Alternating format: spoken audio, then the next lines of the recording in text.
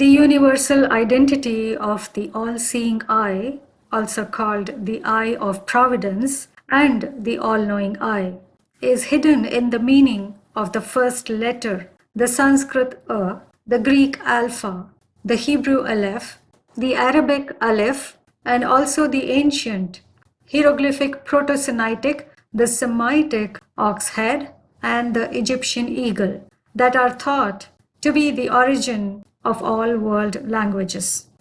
Relation between the early hieroglyphics, modern alphabets, and their association to the Sanskrit letters. The early Semitic forms has the ox head with the sound alp, the alpha in Greek, and the Egyptian eagle. In this Gita verse, the Supreme calls himself to be the letter A among the letters. Hebrew bilateral root AB, combination of the bullhead and the house, the first two hieroglyphic forms the Hebrew word for father. In fact, the dual father, as mentioned in the Jewish scripture Tanakh, the most ancient of the Abrahamic scriptures, which is the basis for both Bible and Quran.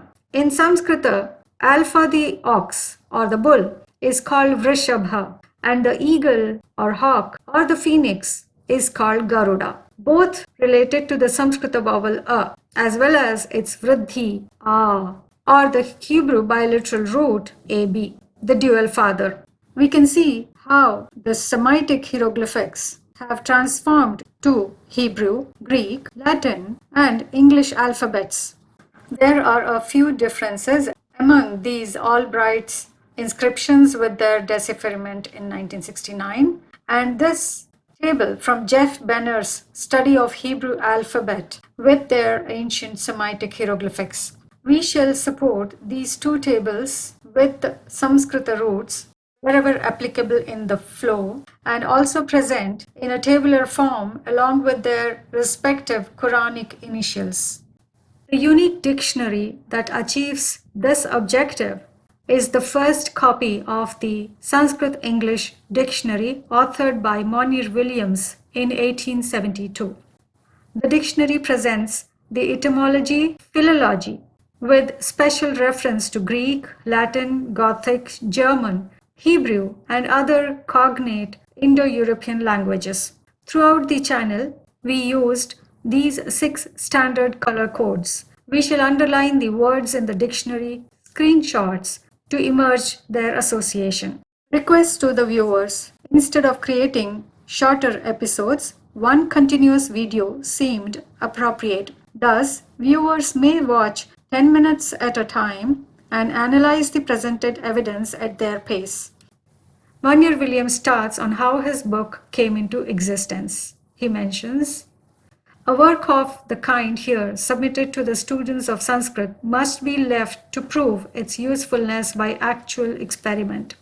And we assure the viewers that this video is one such unique experiment that could be done only with Monier Williams' dictionary."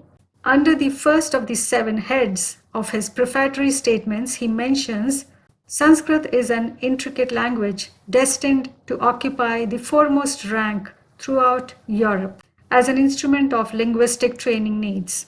He mentions that it is a better guide than either Greek or Latin to the structure, historical connection, and correlation of the whole Indo-European family.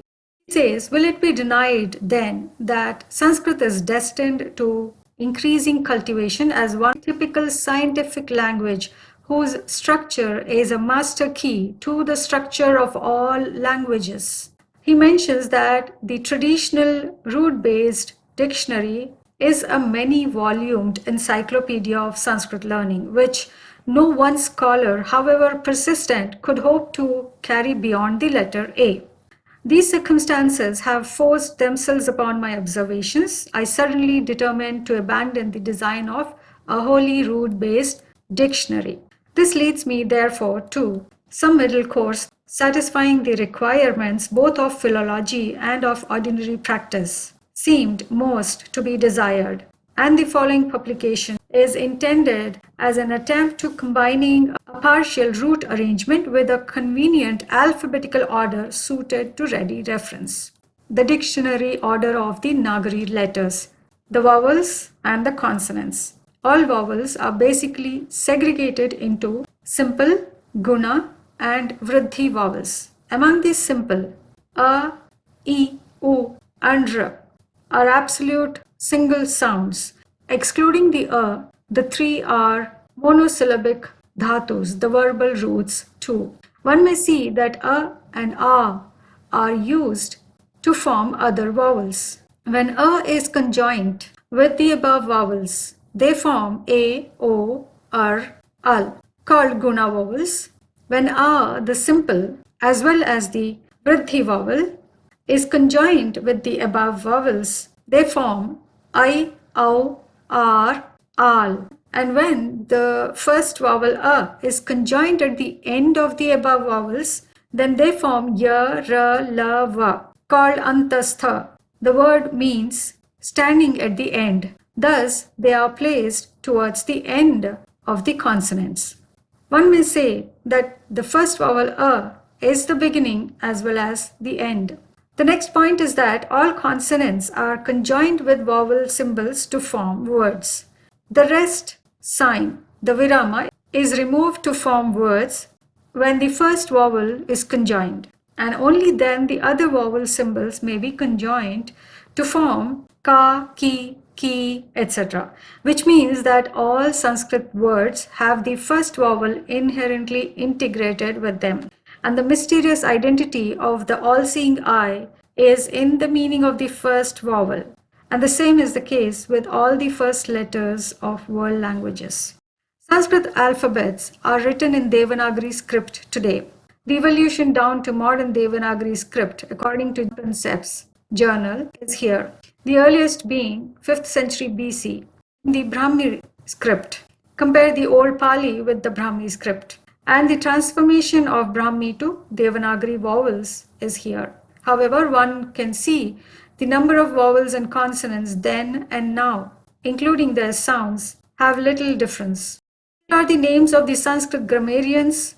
Wikipedia mentions that prior to the 5th century BC itself, Shakalya is supposed to have revised the Vedic texts and written their Padapatha. He broke down the Rigveda into words, identifying even the separate elements of compound words. Shakatayana was an early etymologist called Nirukta in Sanskrit. He is the oldest grammarian known by name, even though his work is only known indirectly via references of Yaska and Panini's work. Shakatayana apparently claimed that all nouns are ultimately derived from verbal roots.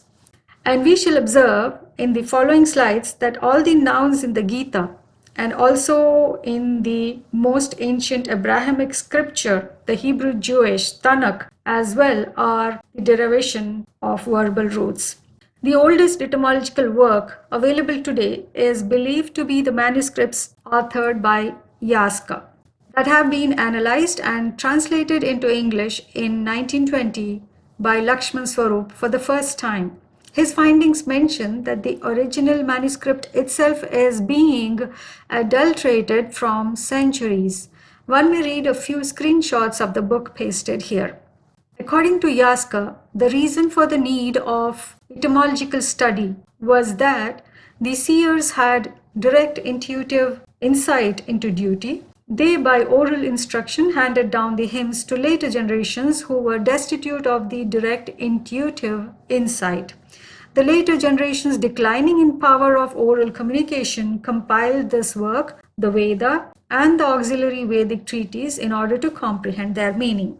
Yaska mentions that etymology is essential for proper understanding of the Vedic texts. Yaska's fundamental notion about language is that all words can be reduced to their primordial elements, which he calls roots. He urges that single words isolated from their context should not be thus derived, for without knowledge of the context, it is often difficult to know the precise meaning of a word. And he also stresses the expertise on the grammar. A practical question that arises is, the true knowledge of the context would be known to those seers alone, and their contemporaries listening from them, and especially the later generations, would understand the context based on their intellectual perceptions. The third principle of etymology laid down by Yaska is that one should derive words in accordance to their meanings. If their meanings are the same, their etymology should be same. If the meanings are different, the etymology should also be different. For instance, he uses akta and aja, which form from the same root. Thus, there's a possibility that a verse with the word aja, people could pick one of the meanings based on their perception of the context of that full verse. In connection to the above, let's see the findings of Dr. Pranati Mahopatra Mishra, assistant professor in Sanskrit. In her journal, Vedic Interpretations Through the Ages, a study on interpretations, she took 5 commentaries by 5 commentators: Skanda of 7th century, Venkatamadhava Sayana, Dayanand Saraswati, T.V. Kapali Shastri. We request the viewers to pause the video and go through all the points mentioned here, or read the journal in the link provided. In her study, Dr. Pranati mentions Sayana, Skanda, Venkata, Dayananda are believers of sacrificial context. But there is a great contradiction on identification of deity. Dayananda always gives importance on the postmortem of the word. He gives importance to finding the characteristic feature of the deity and trying to equalize him with the supreme. The difference between the two segments, the classical and the modern interpreters, is to move around the establishment of monotheism and henotheism. Older generation is not argumentative, whereas the newer generation is. So one may ask, is there a way where all the knowledge of the grammar may be ignored and yet have the easiest method of finding the one true context? Yes, the Monier-Williams unique Sanskrit-English dictionary arranged in the Sanskrit alphabetical order is the key to know the one context mentioned in all religious scriptures. The one supreme context is hidden in the first letter of all world languages and is independent of evolution, expansions like grammar, etc. Caution to the viewers. Please brush aside all accumulated opinions.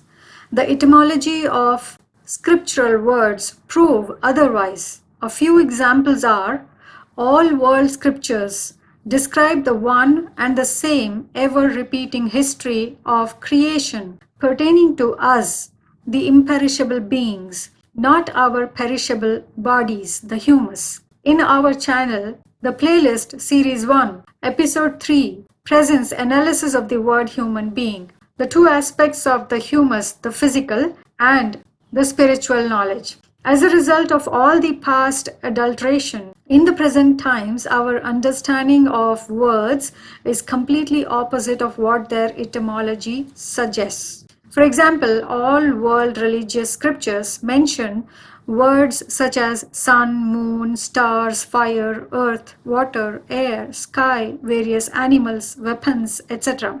Etymologically, they are adjectives of us, the personified souls, in accordance to the creation-related deeds performed. World scriptures mention one spiritual rebirth, which is called resurrection of the soul, not the body. Please see Series 1, Episode 12 for scriptural references.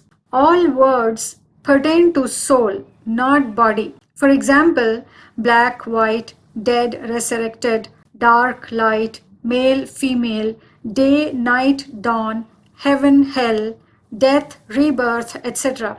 However, these immaterial aspects pertaining to the soul are poetically depicted through the bodily and other material medium.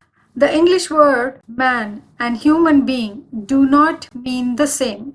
Man is Purusha in Samskrita, a personified soul or being in the state of constant happiness of imperishable self, said to be a masculine soul, master of its humus, the body. Whereas a human being is termed Dehi, Sharirinaha, etc. in Samskrita, a personified soul or the mind and intellect engaged in peaceless pleasures through its ever polluting, decaying, perishable, never satisfying bodily senses, termed a feminine soul or being slave to its humus. Now let's proceed to see the meaning of the first Sanskrit vowel in Monier Williams dictionary.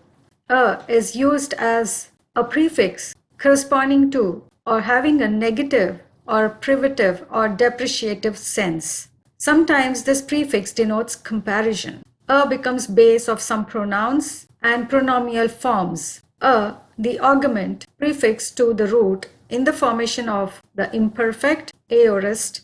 A is also the name of Vishnu, the name of Brahma, the name of Shiva, and Vaishvanara, the Brahma. The meaning of the word aorist, through its etymology from ancient Greek, means indefinite, not limited, from alpha privative, which is used to form without, not, plus oros, which means a boundary. The word aorist is from PIE root na, which means not. Coming to the meaning of oros, that is without the alpha privative, is from Greek Chronos, related to the personification of time, also associated with timeless being, the wheel of time, dual relation eagle, dawn, death, etc. All these are creation related topics. This Gita verse mentions the Supreme Spirit calling himself, he is the letter A among the letters, and he mentions, I am the dual union. And in the second part of the verse, he says, I am unbound by time and I am the plural holder. Thus, in this verse, the Supreme Spirit calls himself singular, dual, as well as plural. And he has said that he is unbound by time. Whereas in another verse of the Gita, he says, I am the time who destroys the world. The key to understand the entire video lies in the words singular, dual, and plural. Let's see their etymology. Single is from the PIE root sama, one, as one, together with, from Sanskrit sama, which means together, or samaha, which means even, level, similar, identical. The word dual is from Sanskrit dva, and the word plural from plus is from PIE root pla, which means to fill, abundance, and multitude, from Sanskrit pra. Thus, even the single is not absolutely single, but it is together with. Now let's see the meaning of the word dvandva and samasa in the dictionary. Dvandva is a reduplicated form from dva, which means a pair, brace, couple of animals of different sexes, male and female, any two things taken together, any pair of qualities and conditions which are opposite of one another. Coming to the meaning of the letter A, which meant negative, and then which also has the word comparison. A negative can be compared or paired with positive. The word samasa, the combined form of sama-asa, means to sit together, to sit along with, assemble or meet around, to join in adhering to or following. Thus, Supreme says, I am the combined form of two A. One, A, the negative, the depreciated one, and the other, A, the positive, with whom the A, the negative, is compared. Now, among these names here, we have to find who is A, the negative, and who is A, the positive. Now, let's proceed to know the meaning of Kalaha, connected to the meaning of aorist as well, the personification of time.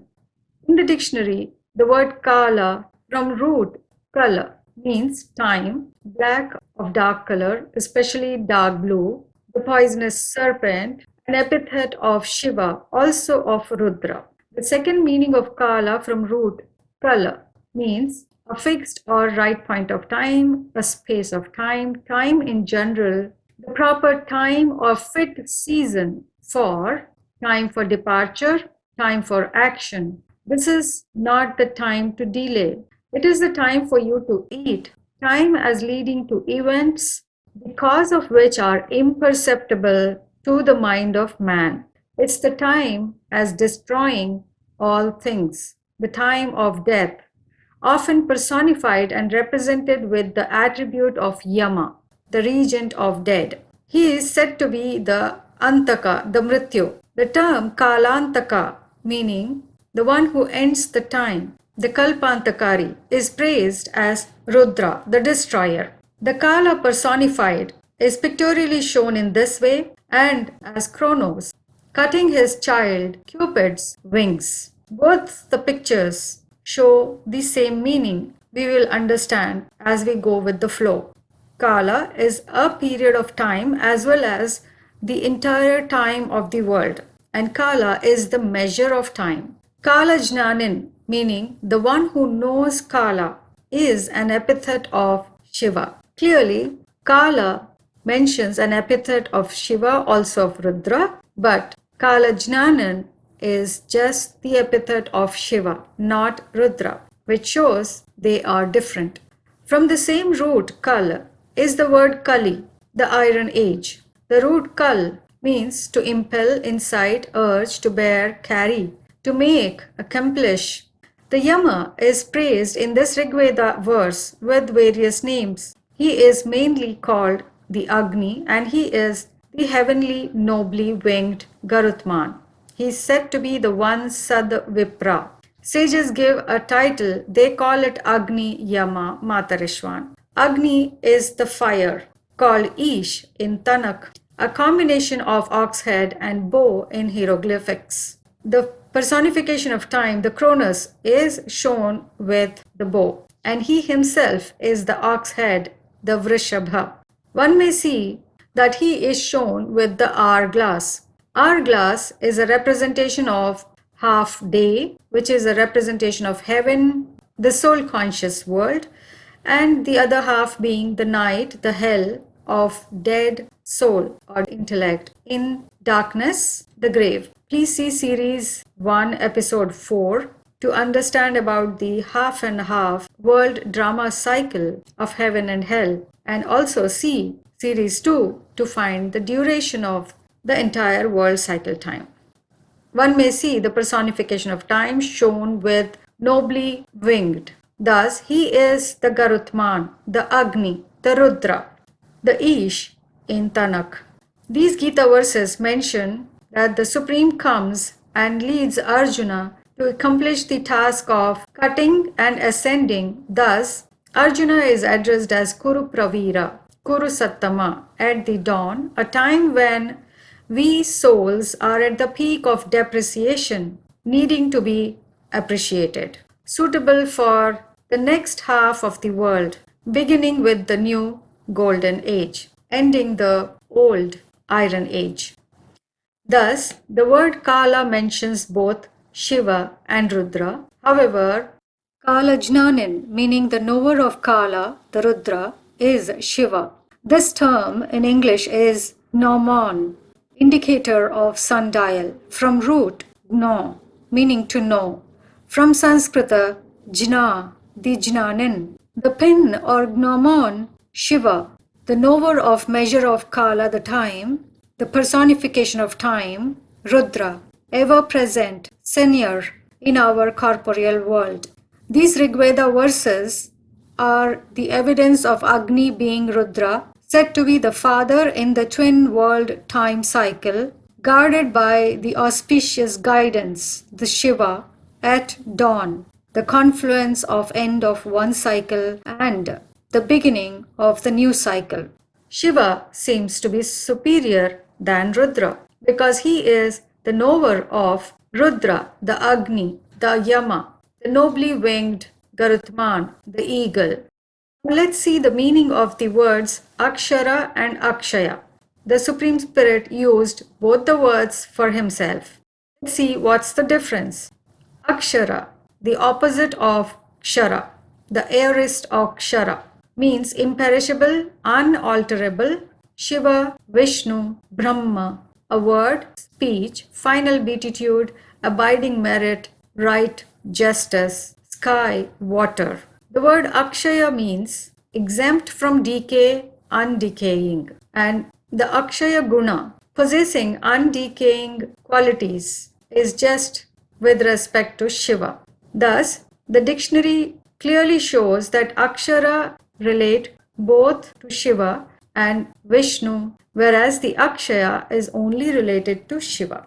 The word akshara is well defined in these Gita verses. From the dictionary meanings, we can clearly understand that the ever unborn, unalterable, beyond darkness, the decay, is the Supreme Spirit, who is said to be the light beyond time cycle. Thus, he is both akshaya as well as akshara. And the ever-present corporeal, the measure of time, the Satta, as said in the second chapter, 16th verse, is the imperishable Akshara. Among the perishable is the Vishnu. We shall see the meaning of the word Aksha, common in both the words, which means the eye, in the appropriate flow. Let's see the meaning of the word Ra and Ya. Ra is the semi-vowel, the antastha, a combined form of Ra and A. Ra means fire, heat, warmth, burning, scorching, love, desire, speed, vibhrama, meaning coming out of darkness, giving, gold, going, motion, brightness, splendor. Ya is antastha, the semi-vowel formed from E plus A, which means one who goes or moves, the goer, mover, air, wind, union, joining, restraining, fame, light, luster, abandoning. It is also the name of Yama, who is the Kala, a car, carriage, restraining, checking, religious meditation, getting, obtaining, name of Lakshmi. Thus, we can see the single letters are always a combination of two. From Sanskrit, sama. With the meaning of A, the names of the three deities are present, along with the sacred Om. In the Skanda Purana Guru Gita verse, Brahma, Vishnu and Maheshwara, the Shiva, are praised, and in the second part of the verse, the singular visible Param Brahma is venerated as the supreme teacher. Now let's reveal the mystery behind this plural singular words in the same verse. In this Gita verse, Param Brahma Shri Guru has been praised as the supreme, pure, the Purusha, Adi-Deva, as well as the unborn yet visible. The dictionary meaning of Adi-Deva gives the first god, the creator, the name of Brahma, Vishnu, Narayana, the sun. Adi-Deva is a singular, yet the three names are mentioned, including the sun. We shall understand the dictionary meaning of the word Krishna in the right flow towards the end of the video. In this Gita verse, Param Brahma is said to be the Supreme Guru as well as the father of both Chara and Achara. The Chara and Achara are thought to be related to moving and non-moving things in this corporeal world, but they are not. We shall understand in the flow. In this Gita verse, Supreme Spirit says, I am Adi, the beginning, and I am the unborn soul, who is unaltered, never depreciated. In this Gita verse, Supreme Spirit says, I am the seed sowing the husband. My supreme womb is Brahma. And in these Gita verses, he says, I am the supreme intellect. In these Gita verses, he says, I am the Jyoti, the self-illuminated sun. The meaning of the word Jyoti, light in various forms, various aspects, as the light of sun, of dawn, of fire, of lightning, brightness, clearness of the sky, daylight, opposed to tamas. Tamas is darkness, absence of intelligence. Thus, the ever unborn, unalterable, beyond darkness, the decay, is the Supreme Spirit, who is said to be the light beyond time cycle. Thus, he is both Akshaya as well as Akshara. He is self, the source of intellect. The Chara and Achara words are related to intelligence and being dead of intellect. This hymn in the Rigveda mentions Vaishvanara is the name of Agni. The Jata Vedas, sustaining men like a deep-founded pillar, lavishest of wealth of wisdom, the radiant one. Monier Williams Dictionary mentions Vaishvanara is from Vishwanara. The Vaishvanara is the son of Vishwanara. Vaishvanara is an epithet of Agni, the fire. It also mentions the spirit of humanity, name of intellect, and a particular sacrifice performed at the beginning of every year, a particular division of the sun's path.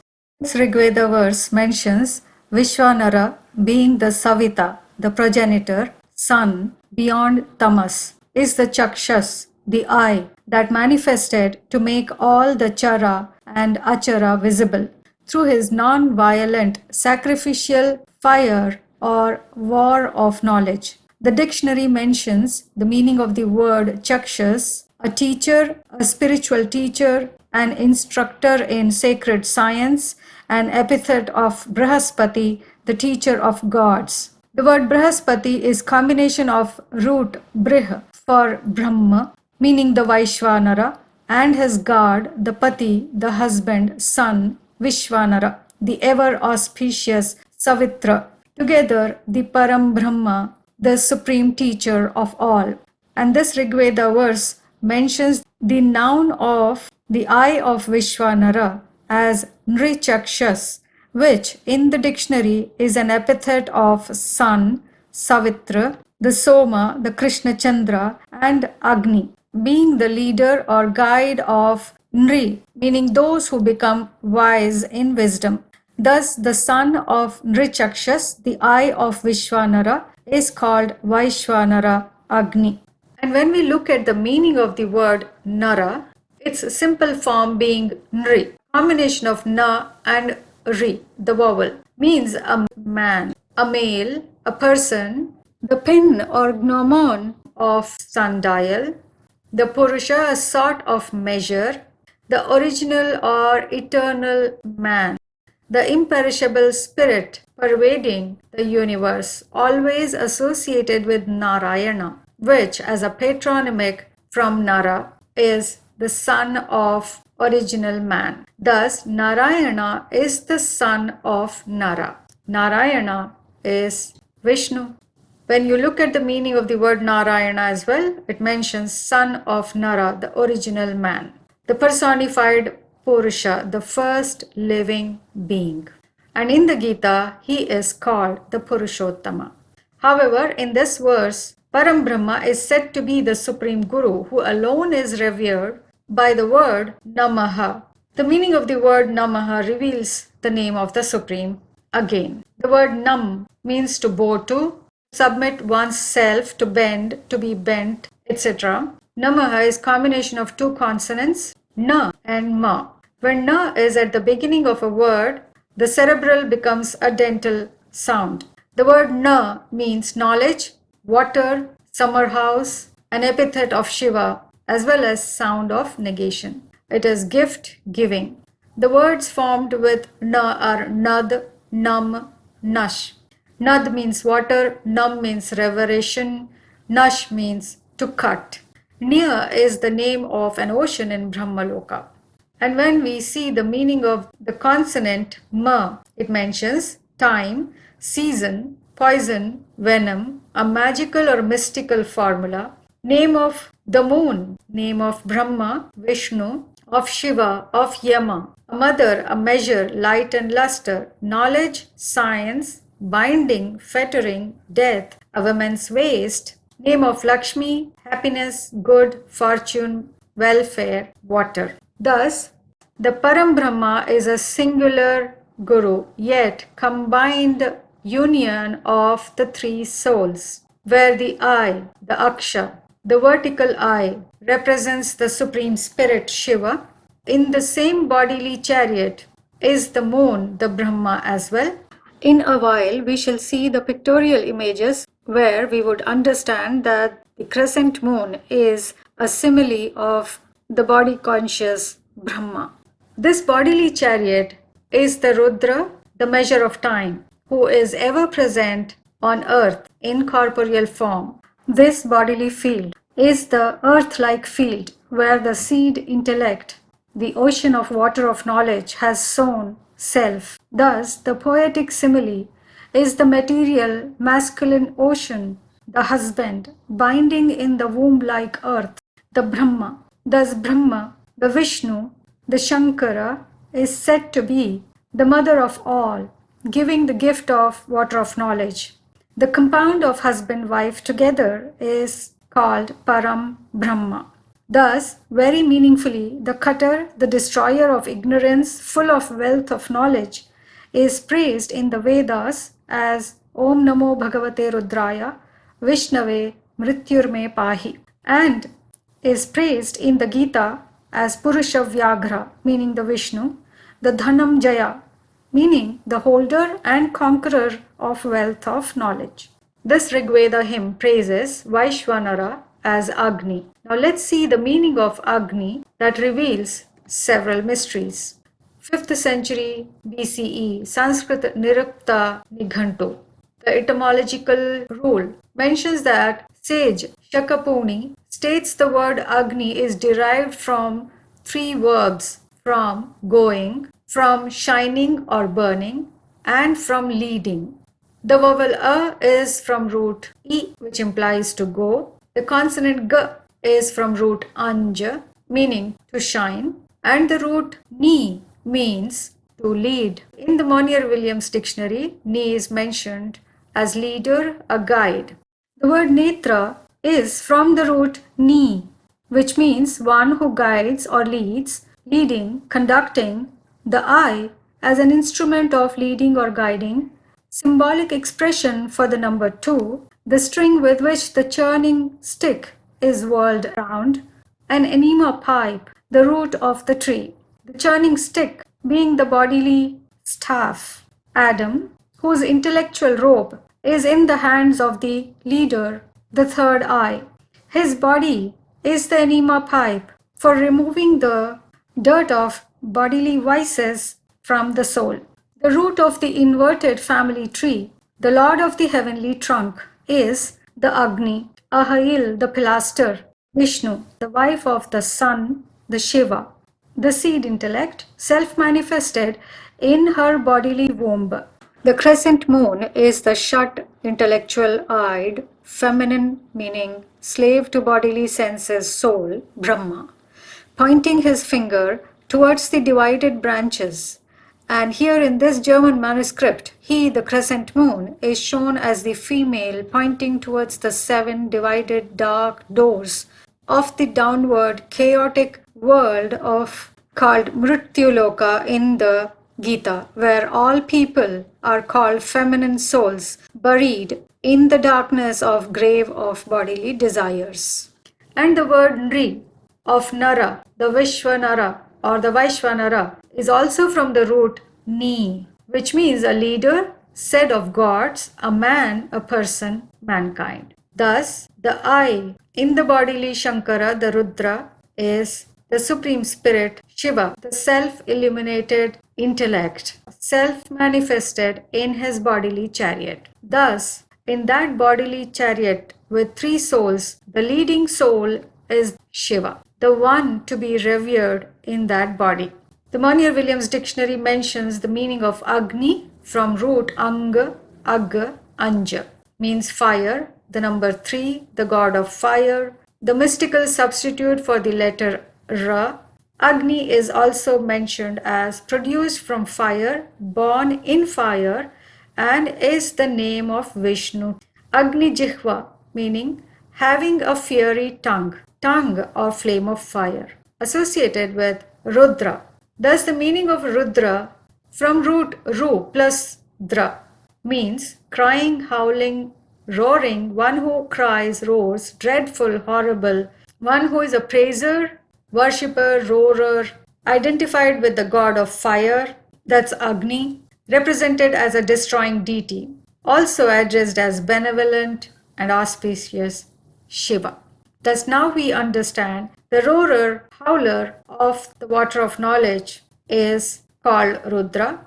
The knowledge is Shiva. Thus one may see the picture of Agni, the Ignis, showing the sun adorned around the head of the one personality holding the dual-headed weapon called Vajra. In the ancient Hindu temples, Agni was shown with double-headed, seated on a ram.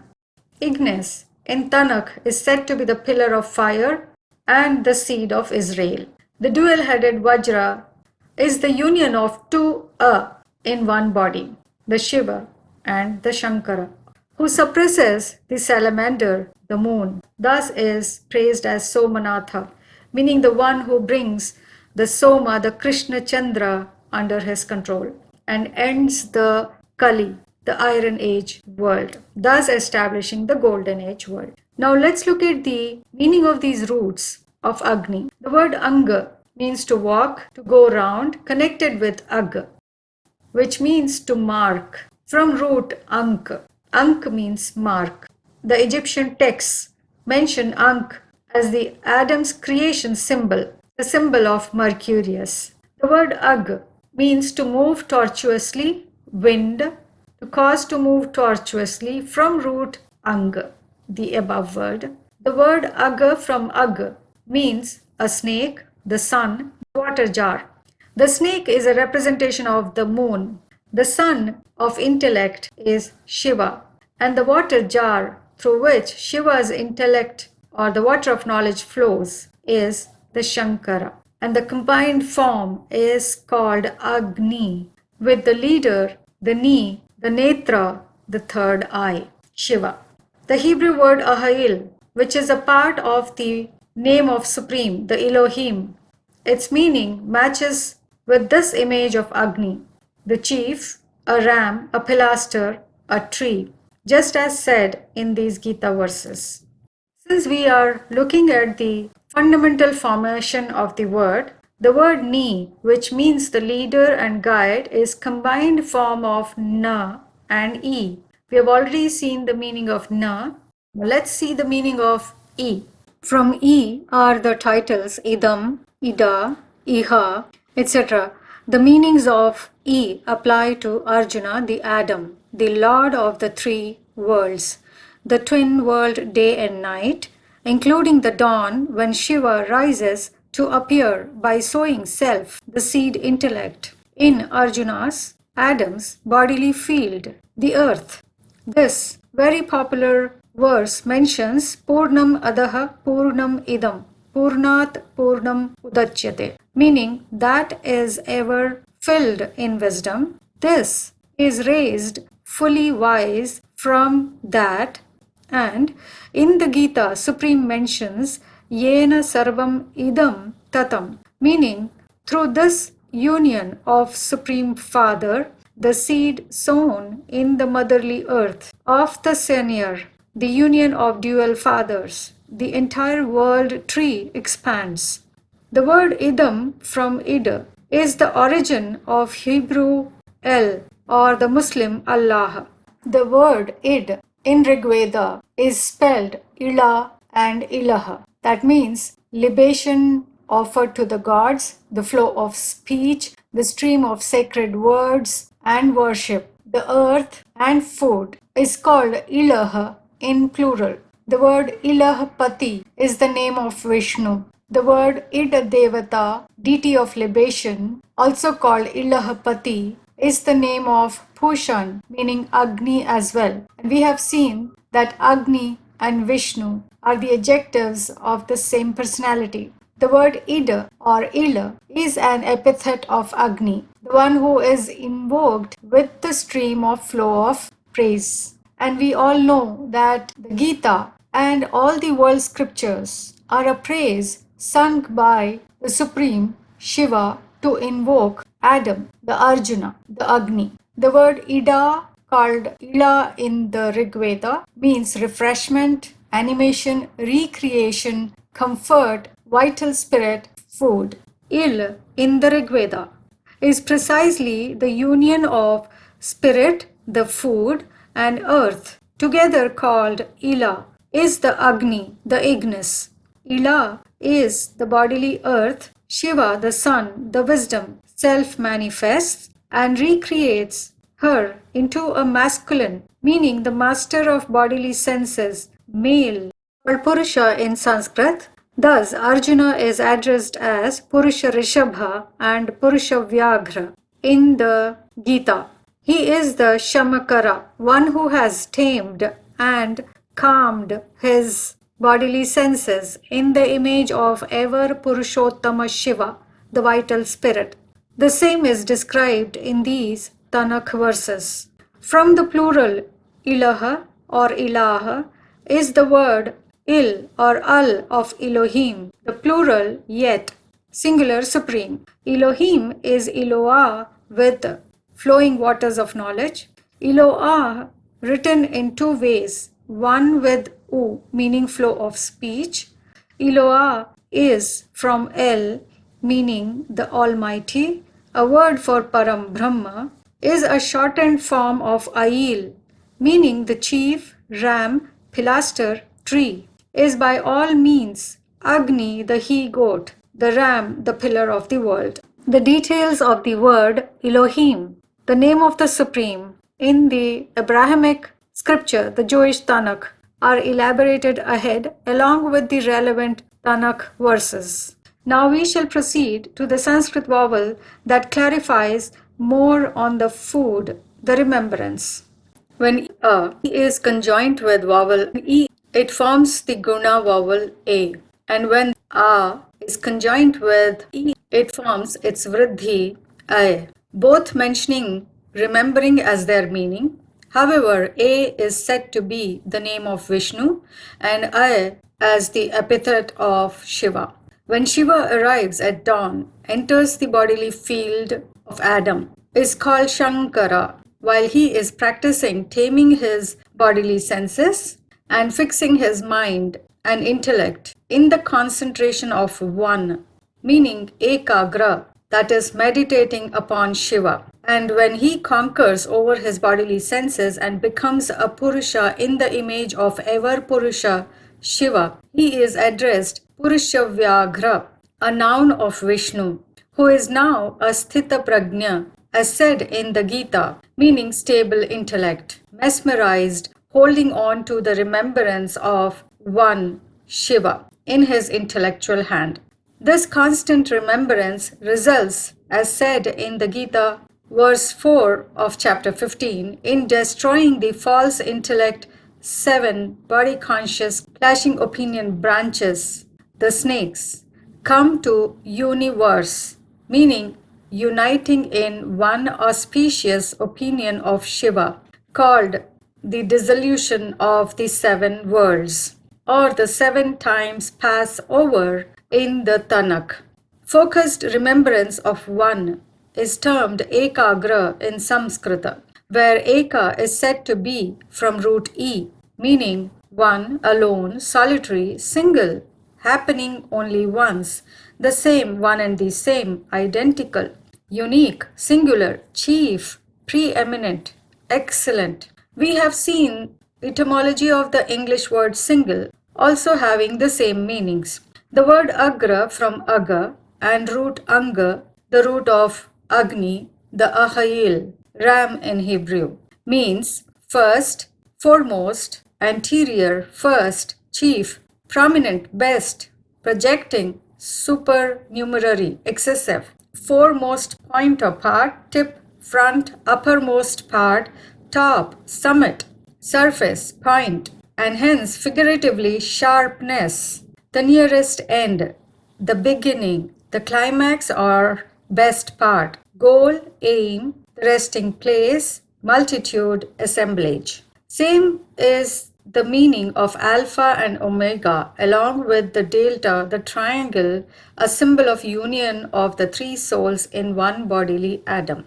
Thus, Shiva, the supreme seed of wisdom, may be remembered only through his one bodily field, the Rudra, Vishnu, Adam, the Alpha alone. The vowel A mentions calling or summoning, is symbolically shown as the hieroglyphic man calling.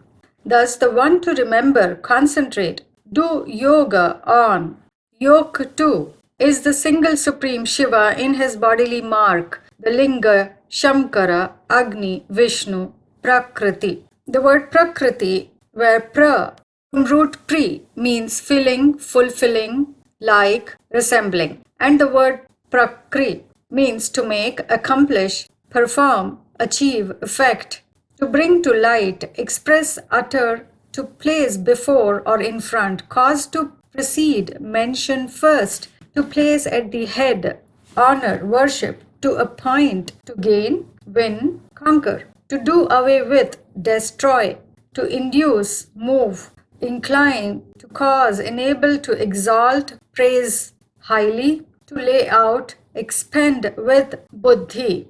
The Prakriti is the bodily Shankara, Adam, becoming filled with wisdom in the likeness of Shiva, thus becoming a male soul, addressed as Purusha Vyaghra, a noun for both Shankara and Vishnu. Same is said in these Tanakh verses that a lowly negative Adam is created as male, a positive mark through whom the ever masculine soul, Purushottama Shiva, the Supreme Spirit, Elohim, is to be remembered. This Eka from root E is praised as Pra, the filled. Shiva being self, the wisdom, does not yoke to anyone. Thus is the supreme, and so he is called Ayugma, who does not yoke to anyone, is the Ayugma Netra, the one leader Shiva, also called Ayuga-aksha. We saw the dictionary meaning of the word akshara, said to be the name of Vishnu as well as Shiva, who is also called Ayuga-aksha. Ayuga-rana is the name of Kama.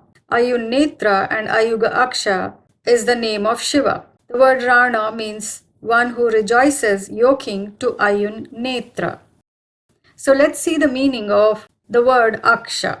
The word Aksha is from root As. The root As means to exist, to dwell, to be present, be in possession, to throw, to cast, to shine. The meaning of Aksha are given as an organ of sense, an object of sense, the soul in masculine gender, knowledge, the law. The perceiver, meaning the one who exists or dwells in a body, is the soul, the mind and intellect that perceives through the medium of bodily sense organs such as eyes, ears, skin, nose, mouth. Thus the organ of sense, Aksha, is the soul. However, the ever Purusha, meaning the ever masculine soul, self, the intellect, ever full in wisdom, whose simile is sun, thus shown as the all-seeing vertical eye, self-manifested in the bodily Shankara, the aleph. This all-seeing eye in the hieroglyphic is termed An, with the same meaning as that of the Sanskrit An, meaning to sound, to breathe. Anu from An means fine, minute, atomic, name of a grain, as well as name of Shiva. Aksha is said to be the name of Garuda, the Chronus, the Agni. The word Garuda from root Gri means to swallow. Garuda was originally identified with the all-consuming fire of the sun's rays. Garuda is the name of a mystical bird, said to be the vehicle of Vishnu. He is the Agni and praised as the highest being. He is the personified dawn. The root Gri means to swallow, to devour, eat, to emit, or eject from the mouth. The mystical bird is pictorially shown in different forms such as these: a winged sun hovering over water, a male figure by name Shamash in an Assyrian winged sun emblem. This image of Garuda is the emblematic of the three persons of the Egyptian Trinity: the winged sun, shown as the solar orb, and the two serpents. In Hebrew, the sun is called Shamash. The same in Sanskrit is the root Shi, twice for Shiva, the sun, and Shankara, the bodily chariot of Shiva. And Ma or Na is for waters. We shall see their meaning after seeing the meaning of the word Yahweh, the sun, like the pupil of the eye. In accordance to this Gita verse and this Tanakh verse, one who has swallowed, devoured, eaten the power of firm and stable remembrance of the Anu, the seed, the grain, Shiva, the sun beyond darkness, is his self-manifested bodily mark, the Shankara, the only name praised with the noun Shiva.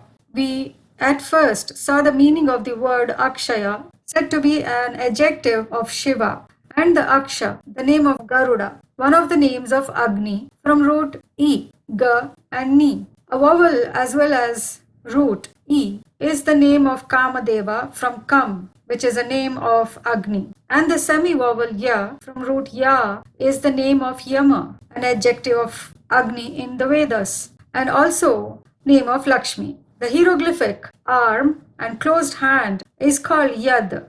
The semi-vowel Ya is the word Yah, that means water, strength, power. The three Ya or the E in the Ha, man calling, is Yah. This Tanakh verse mentions Ruah, meaning spirit moved upon the face of waters. The Hebrew Ruah is from Sanskrit root Ri, that means one who rises and raises. The word Yahu in the Vedas means great, apatya, meaning born from waters.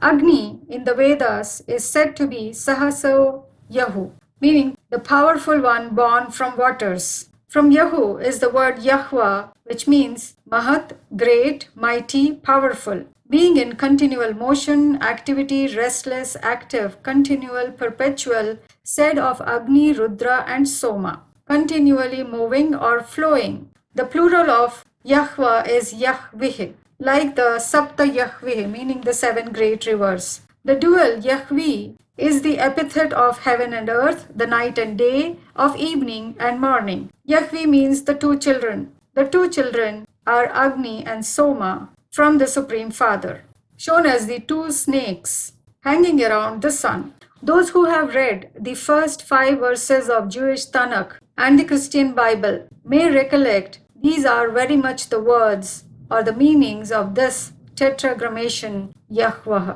The 5 verses of Tanakh or the Bible, along with the meaning of the word Yahweh, briefly is mentioned here. One may pause the video and analyze the Sanskrit word Yahweh and the Hebrew word.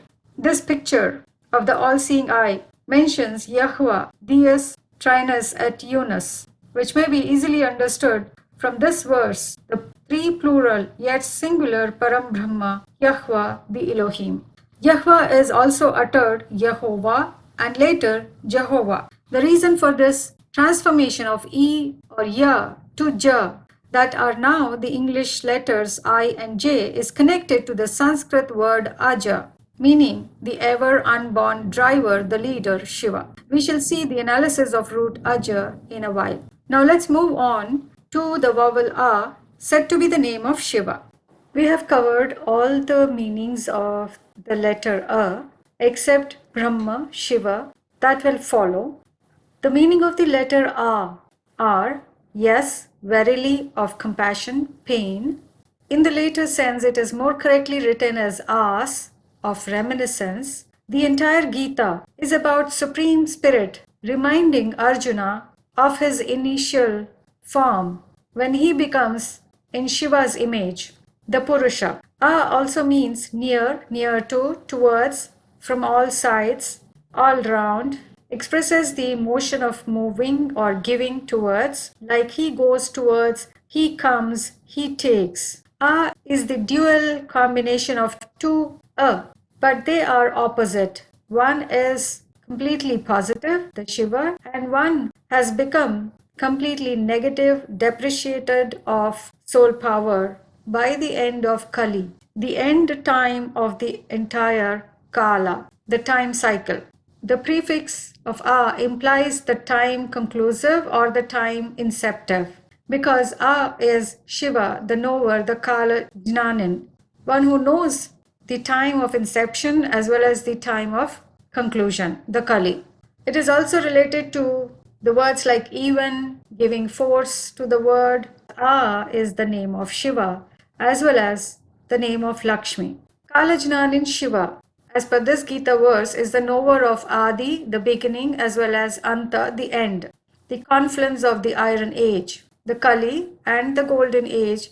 The confluence of these 2 yugas is the time for black, depreciated, decayed, iron-like, full of adharma souls to become pure gold, sun-like, bright, dharma, the righteous, perfect souls. The word Adi from A-da means beginning, commencement, a firstling, first fruits, first, prior, prime, preeminent. The word Adima, which sounds similar to the word Adam, with the same meaning, the first, prior, primitive, original. The word a-the means to give one's self, appropriate to one's self, take, receive, accept, seize, take away, separate, to carry off, to put on as clothes, to perceive, comprehend, to agree to undertake, begin to speak, to repeat. A-the means to bind or fasten.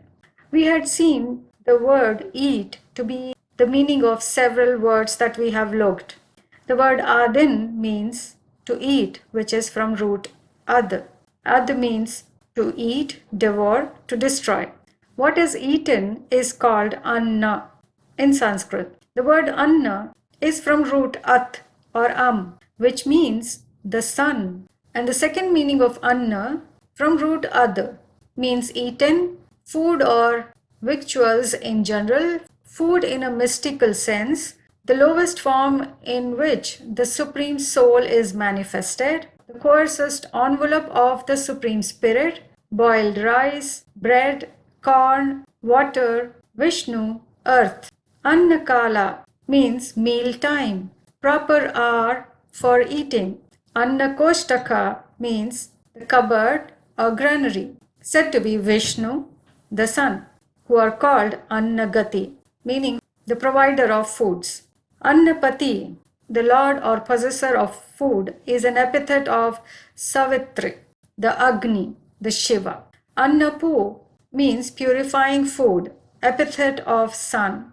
Annapurna means filled with or possessed of food.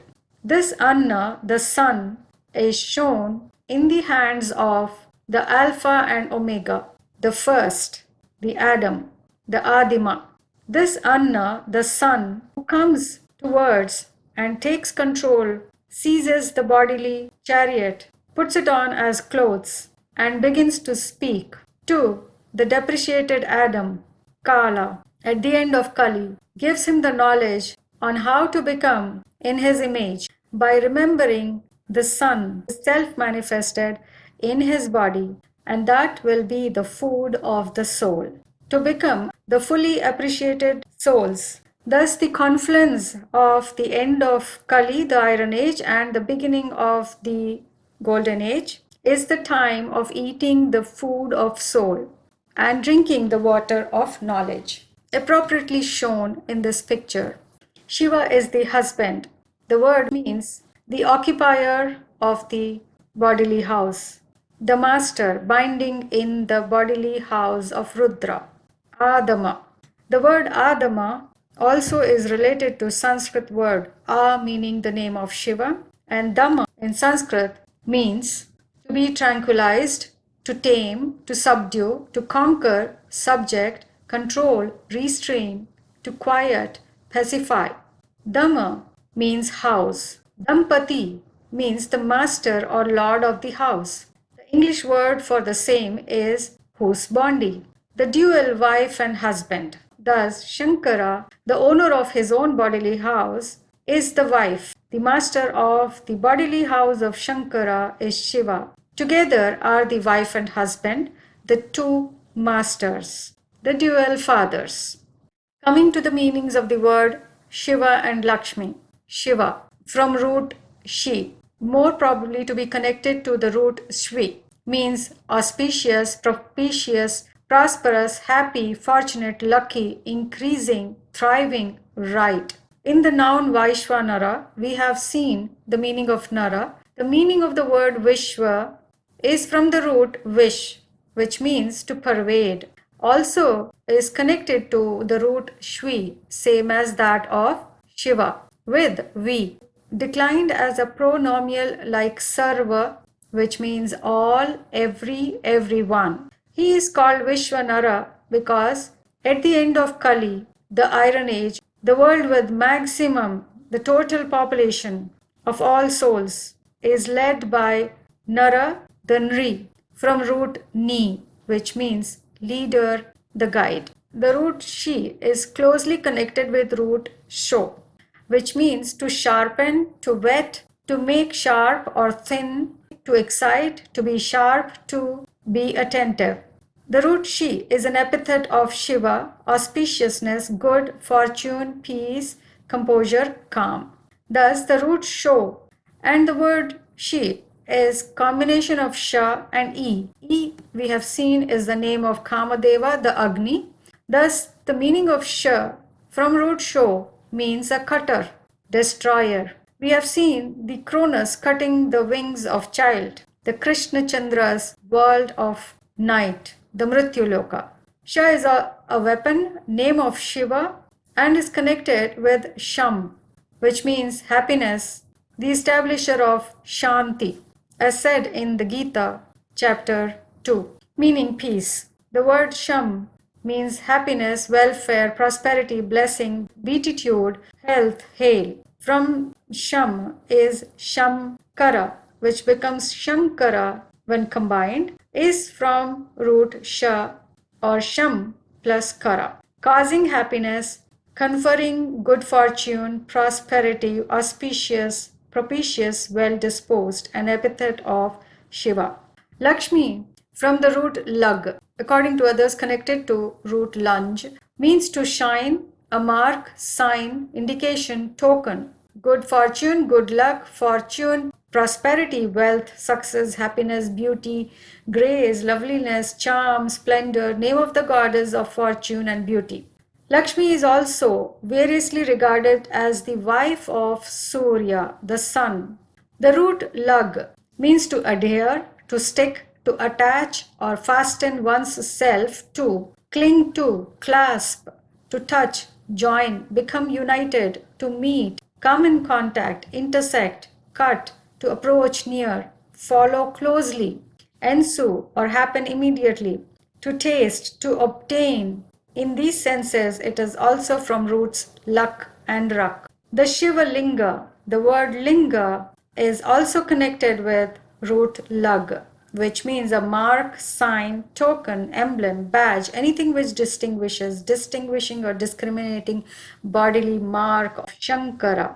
The bodily womb is where the Shiva has self-manifested or united or joined, and Shankara completely follows Shiva closely, surrenders himself to Shiva's knowledge. Thus, Shankara is poetically the wife of Surya, the sun, Shiva. The same are the meanings of the Hebrew letter Shin from the early Semitic hieroglyphic pictorial image of two front teeth through which the arrows of knowledge are cast. The Hebrew word for created under Strong's number 1254 and 853 and the Hebrew parent root sham formed from hieroglyphics two front teeth with the sound sh and m with the same meaning of Sanskrit consonant m. All related words with this root like shalom, sheem, shaman, shamar, shamah, shamash cover all the meanings that we covered under the Sanskrit vowel a.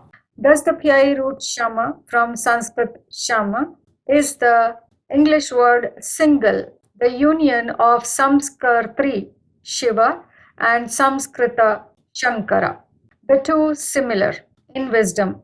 The only name ever praised with Shiva, the Samskar meaning one who creates the equal, and Samskrita means one created equal in the likeness of Shiva. Thus is the name of Sanskrita language, with the creation process allotted as meanings to the vowels, makes it a perfected, accurate, and scientific language.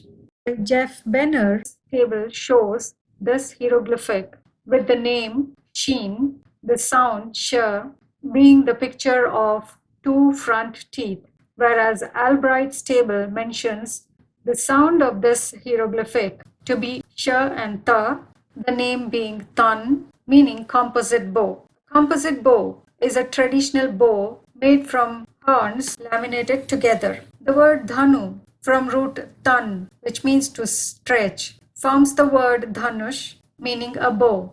Dhanush means armed with a bow, name of Shiva.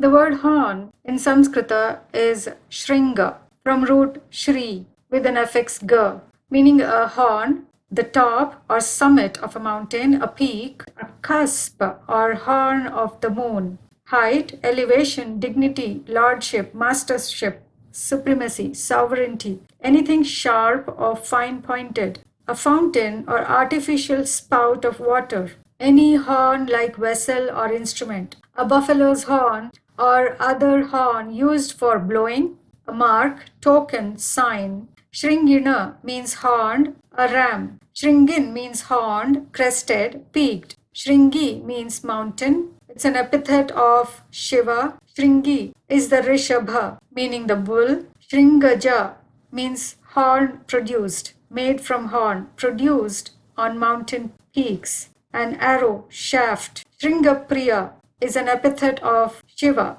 Shringavrish, bull with horns, is an epithet of sun.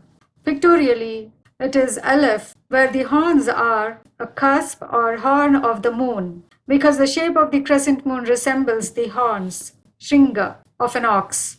The Apis with the crescent-shaped horns, along with the sun, or the Garuda, along with the two snakes. Thus, this Rigveda verse has all the meanings mentioned in both the tables. Agni tosses his horns, sharpening them as a bull.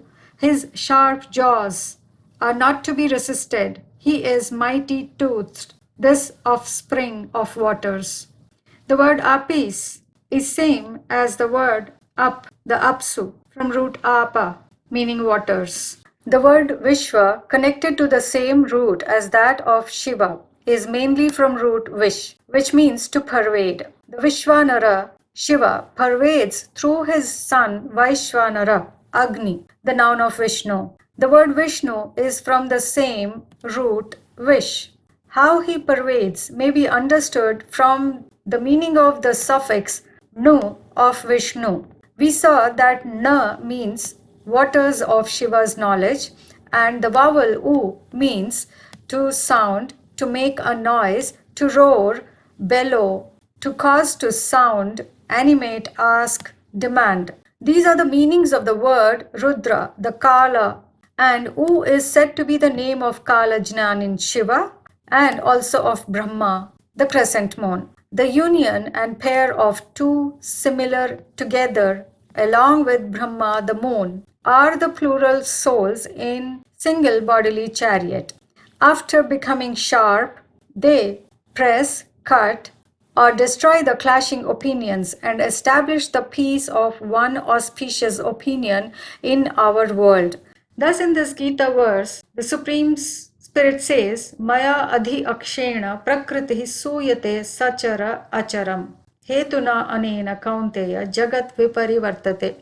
In the leadership of my inner eye, the prakriti, meaning the one who is created in full, in my image, gives birth to Sachara and Achara, living intellect and the dead intellect. The word Suyate is from Su, and from same word is the word Surya, which means the sun. The word Suyate means giving birth. If Prakriti is the birth giver, then the Supreme Spirit is the Surya, the seed. Surya, said to be perhaps originally from Suvarya, Savarya, Savar, being for Savana.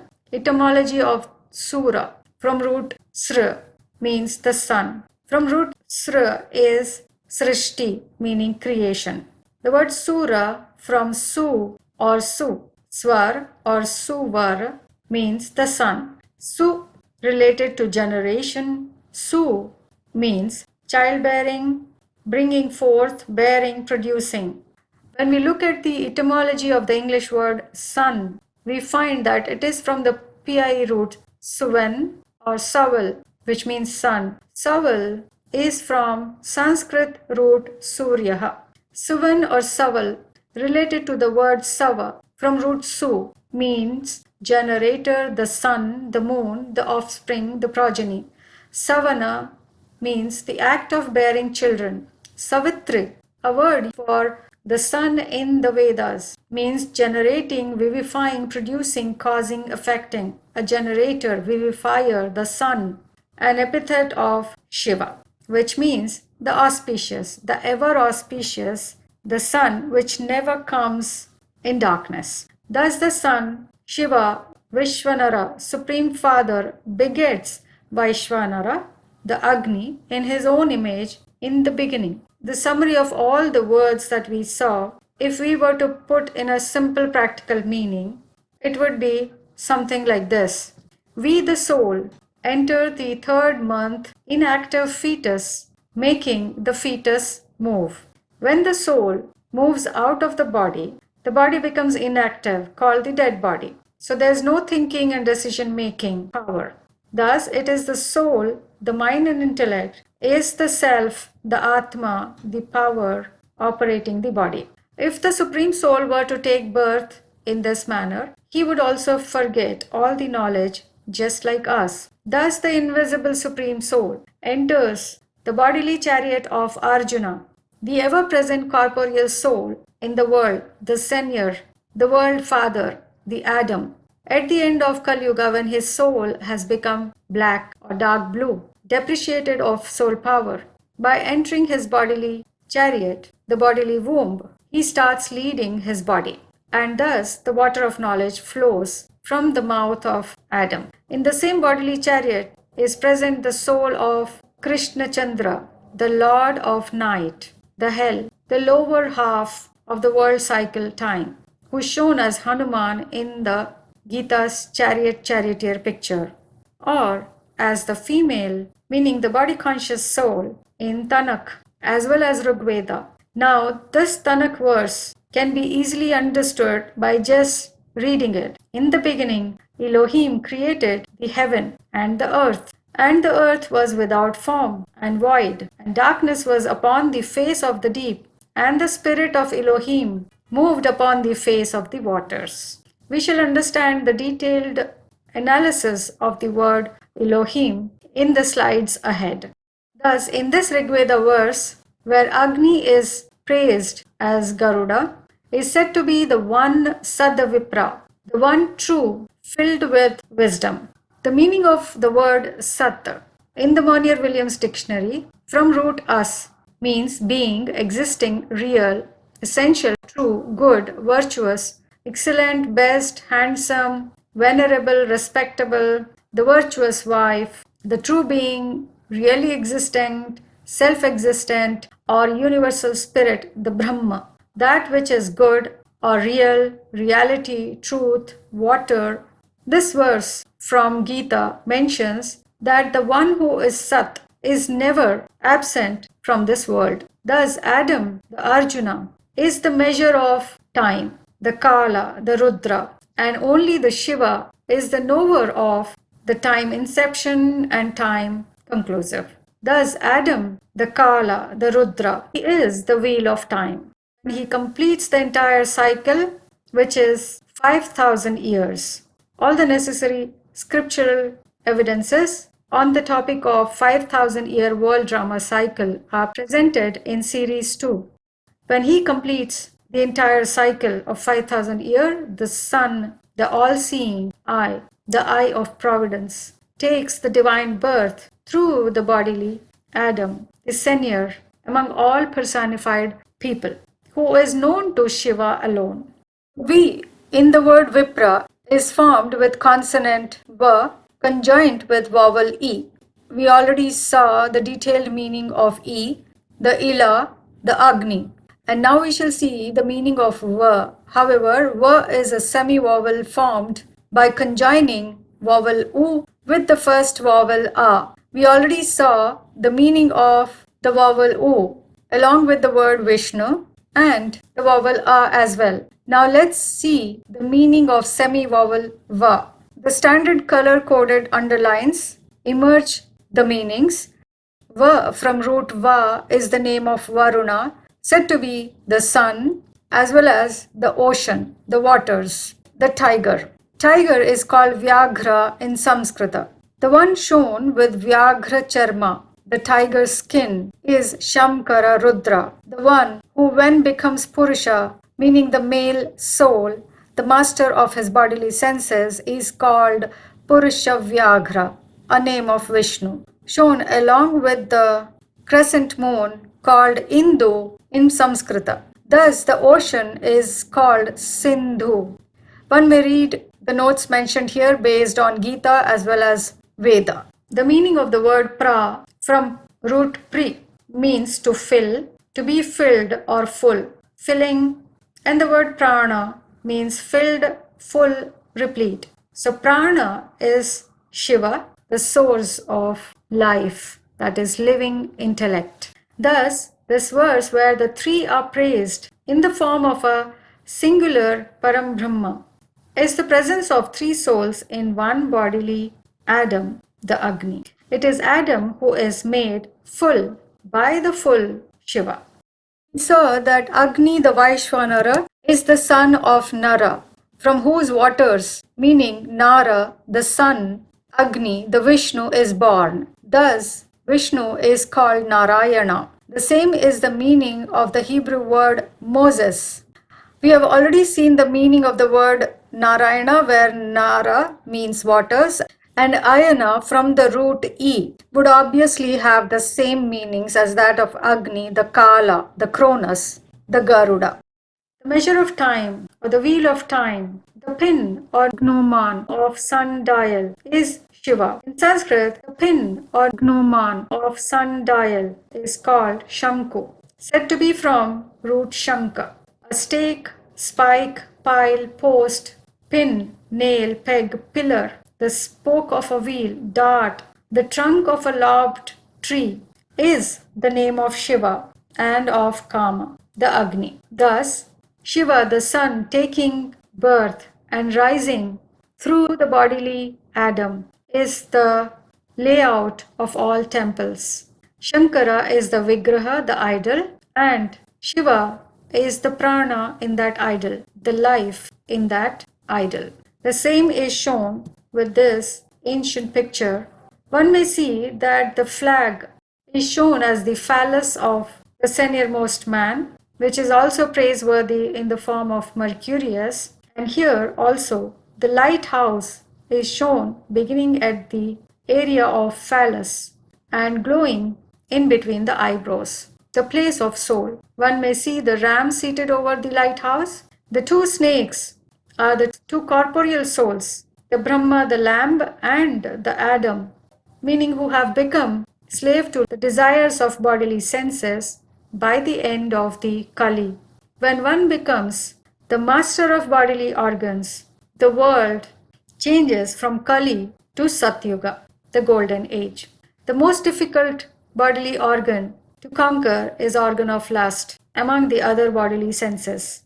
Thus, the one and only one who conquers the phallus is worshipped as the Mercurius and as the linga of Shiva, the bodily mark of Shiva. We shall see the meaning of the trunk of a lopped tree in a while.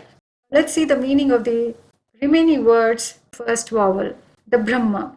Brahma means to go, move. Brahma or the Brahman is from root brih or vrih, from root vrish or vridh, which means gradually growing up or expanding so as to fill the soul.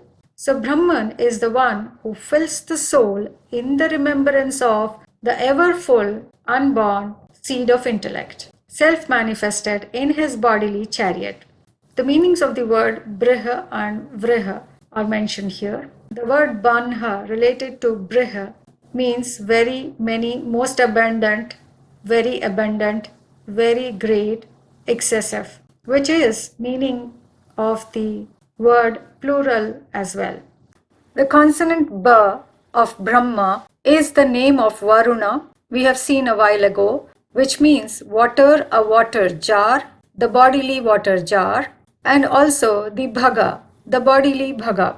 The word Bhagavan for the Supreme in the Gita has the same meaning as that of husband, the Gita Pati. The word husband from Old Norse, whose Bhuandi means master of the bodily house, the Prakriti, the Bhaga, the womb, from Sanskrit Bhu. Thus, in this Gita verse, the self-manifested Shiva in the Prakriti Shamkara is Bhagavan, the Param Brahma. Ba is the hieroglyphic second letter, which means the house.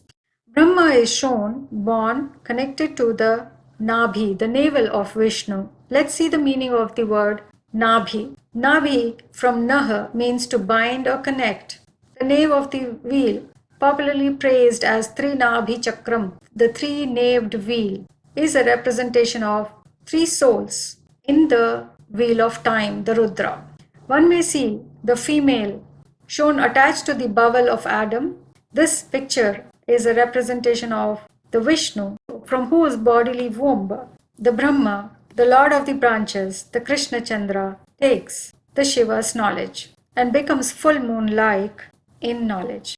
Through the meaning of the first Sanskrit vowel a and its vriddhi a, we understood the detailed meaning of the first Egyptian hieroglyphic eagle, the Garuda. Now let's understand the Semitic ox head, Vrishabha. Jeff A. Benner, writer, teacher specializing in the ancient Hebrew alphabet, language, and culture, mentions that the early Hebrew first alphabet was ox head, which modified to the modern first letter in this fashion.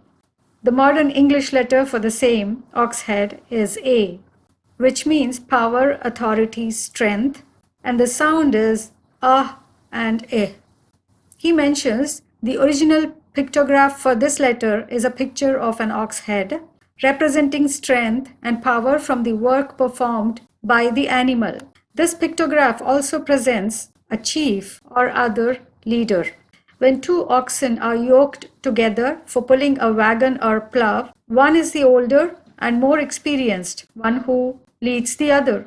Within the clan, the tribe or family, the chief or father is seen as the elder, who is yoked to the others as the leader and teacher. The modern name for this letter is Aleph and corresponds to the Greek name Alpha and the Arabic name Aleph. The various meanings of this root are oxen, yoke, and learn. Each of these meanings is related to the meanings of the pictograph ox head. Wiki mentions the sign of Taurus. The word from Sanskrit, sthura, is associated with several myths and bull worship from several ancient cultures. It was the first sign of the zodiac established among the Mesopotamians, who called it the great bull of heaven, as it was the constellation through which the sun rose on the vernal equinox at that time. Through all our previous slides, we have understood what these statements mean. The description about Vrishabha, the ox head, is understood through the word Garuda. Now let's begin with the pictorial representation of the senior among us, in whose bodily chariot the sun, ever auspicious, unborn spirit, the seed of intellect, self manifests, is shown in the form of he-goat as well as the ox.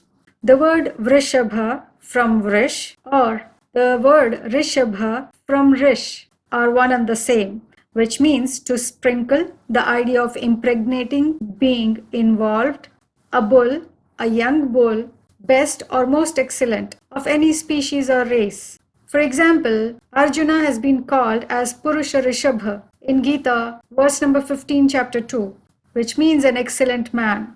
He is also called Bharata Rishabha, meaning the most eminent of the Bharata, meaning the light givers. Now let's see the meaning of both the roots. The root vrish means to rain, to moisten, to engender, generate, to drink, to eat, to strike, hurt, vex, weary, to bestow, give, to have supreme power. And rish, connected to root vrish, means to flow, flow quickly, to bring anything near by flowing, to glide, to move with a gliding or quick motion. Now let's look at the meaning of the word Vrishabha from Vrisha, which means a rainer, sprinkler, a bull, the sign of zodiac Taurus, the bull of Shiva, name of Kama, meaning the Agni, the chief of a class or anything the best of its kind, the chief, excellent, preeminent, the principal or chief die, justice or virtue, personified as a bull or as the bull of Shiva. Justice, virtue, morality, name of Vishnu. The pictorial representations of all these meanings is Rishabha is Shankara, and the flowing waters is a simile for Na, the water of knowledge. Thus, Shankara Arjuna, the father Adam himself is the ox head, and his child, the lamb or the calf, the bull calf, is the crescent moon. Thus, we need to understand that none of the hieroglyphic pictorial representation relates to literal animals. They are the adjectives of the chief personalities among us. Rain of knowledge pours when the all-seeing knower I, the O, Supreme Spirit, self manifests in the mega alpha, the great senior bodily field. The food of remembrance is produced. When we souls drink that water of knowledge and eat the food of remembering, bring back the Supreme in his bodily mark we saw between his eyebrows, then one's soul residing in between the eyebrows becomes filled with spiritual power, becoming wise in the likeness of the Supreme Spirit. The same has been explained through the Gita verse number 14 in chapter 3. Coming back to that screenshot where we saw Yaska mentioning how knowing the context is so important. Now we know the one context through the meaning of the Sanskrit vowel a mentioned in Monier Williams' unique dictionary. And it has become simple to understand that all the meanings of aja apply to the respective three souls in one bodily chariot. Let's see the meaning of aja. The root aj, which is a defective verb supplemented from root ri, means to go, to drive, propel, throw, cast, and to be desirous of driving. The word formed from root aja means a drove, a driver, mover, instigator, leader. Epithet given in the Vedas to Indra, Rudra, one of the Maruts, Agni, and the sun. In later works to Brahma, Vishnu, Shiva, and Kama, the leader of a flock, a he-goat or ram. From our standard colored underlining, we understand which meaning pertains to which of the three souls in one bodily chariot. The other meanings are the sign Aries, the vehicle of the sun, the moon, name of Prakriti or nature, or name of Maya or illusion, a she-goat. The second meaning of the word aja, which is an opposite of ja, means not born, existing from all eternity, Brahma, Vishnu, Shiva, Kama. Now let's look at the meaning of the word ja, from root jan, which means born from, descended from, belonging to, connected with, peculiar to Annaja and Shakraja, together meaning a father, progenitor, birth, production. So Annaja and Shakraja. Anna is the sun and Shakra is the word for Agni, the Indra. They together are the dual fathers. The third meaning of the word ja means speedy, swift, victorious, triumphant, conquering, eaten, speed, enjoyment, light, luster. Poison, Pisacha, name of Vishnu and also of Shiva. These meanings apply to the noun Dhananjaya, a name of Arjuna. From Ja is the word Bija. The Supreme Spirit, Shiva, says, I am the eternal Bija, the seed wisdom. The word from root Jan with a prefix of Vi. That means seed, seed corn, grain, semen virile, beginning, cause, source, primary cause, or principal origin. The seed intellect, Shiva, becomes active only when he sows self in the bodily womb of Mahat Brahma, as said in the Gita, verse number 4 in chapter 14. The three connected words from root aj with suffix pra, meaning filled, are prajaka, prajana, prajika, where prajaka means driver, charioteer, coachman, and prajika means hawk, the Garuda, and prajana meaning whip or goad is the hieroglyphic lambda, the ox goad. The Hebrew parent root il or al is the combination of lambda, the shepherd's staff, and ox head. The shepherd's staff means teach, yoke, authority, bind.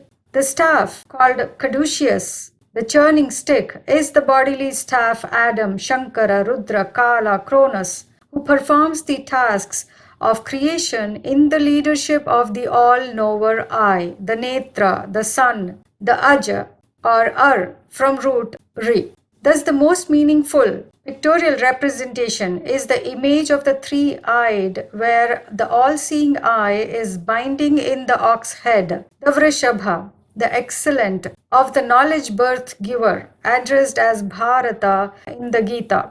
Aja is the defective verb supplemented from root Ri.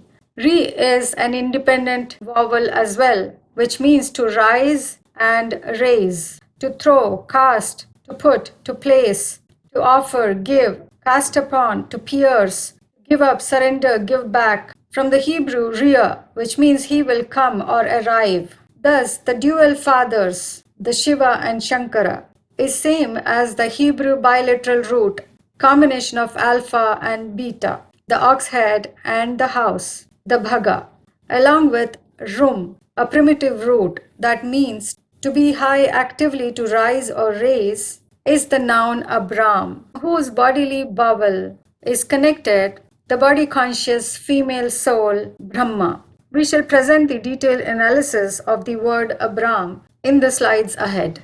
Now that we understood the one context through the meaning of the word Aja, it's important to know the meaning of the word Yoga, because to teach the most confidential spiritual knowledge called Raja Yoga, the Supreme comes, as said in the first 3 verses of the Gita in chapter 4. When the first vowel A is prefixed to the root as well as the vowel R, then it forms the root Ar, which is the defective verb Aj. And when A is suffixed to R, then it forms the semi-vowel Ra. With this Ra forms the word Raja Yoga, the most confidential yoga that is fully sermonized by the Ayugma, Supreme Spirit, Shiva, to Vivaswan, an adjective of Arjuna, as said in the first verse of Gita chapter 4. We shall present detailed dictionary screenshots of the twin word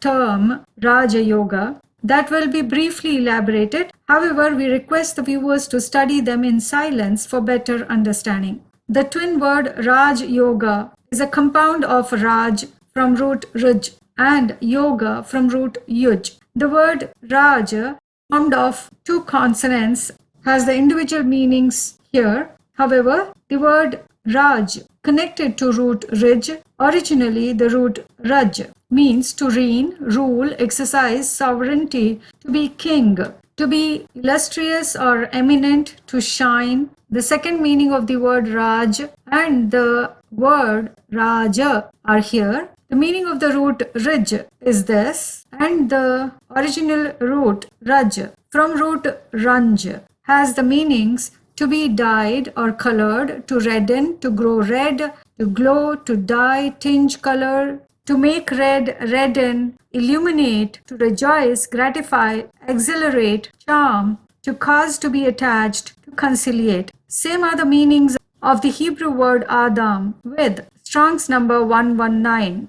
The word Ranj is from root Arch, and the word Arjuna is also from root Raj, Raj and Arch, which means to shine, to be white. The word white in Sanskrit is Shweta, which is from root Shvi, same as the root of word Shiva. The word Yoga is from root Yuj. The word Yuj is connected to root Yu, and the word Yu is a compound of the semi-vowel formed from vowel E suffixed with vowel A plus the vowel U. Individual meanings are here, which we have already seen, and the root U has 2 meanings. One is Amishrane and the other is Mishrane.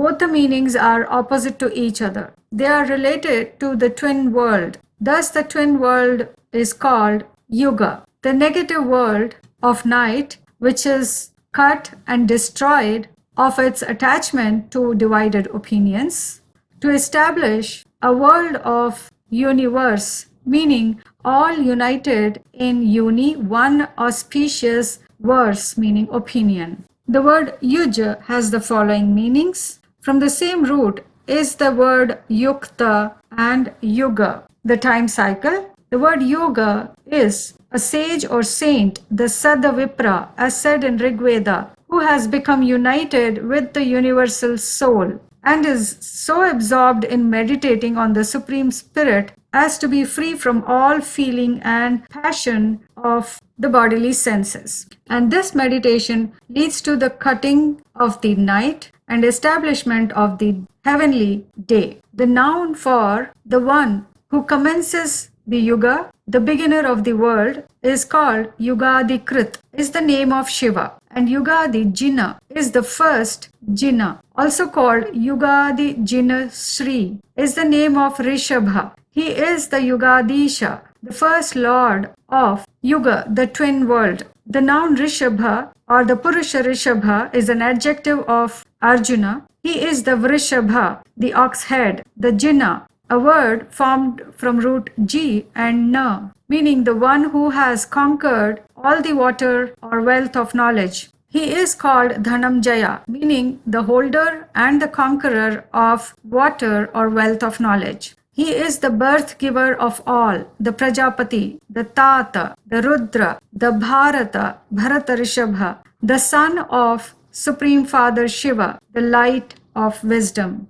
The general meanings of the word yoga are here, which are well understood when the compound word yoga is broken down into root and further into the compound of vowel and consonant. Yoga Gati, meaning state of union, the original state, primitive condition. Yoga Chakshus. We have seen the meaning of the word Nrachakshus, the Vishwanara, Shiva, the teacher of supreme knowledge. Yoga Chakshus is an epithet of Brahman, the Mahad Brahma, combined with Yogachara, name of Hanumat.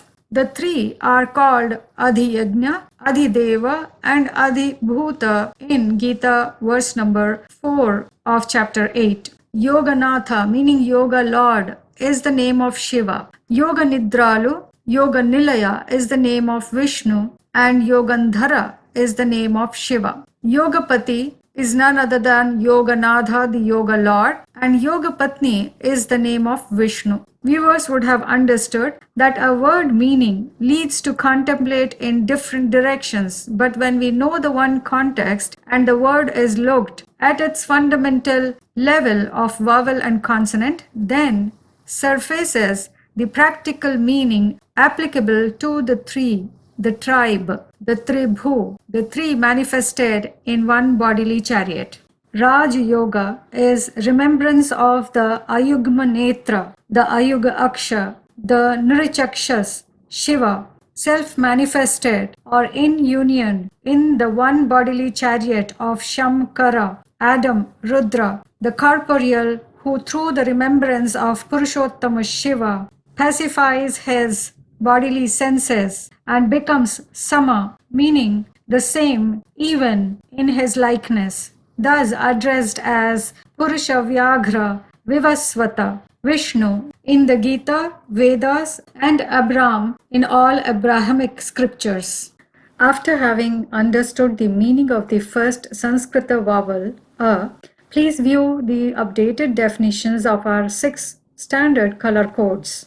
Now we understand that these hieroglyphics are pictorial adjectives in praise of the three souls in one bodily chariot, the first tribe of the creation process.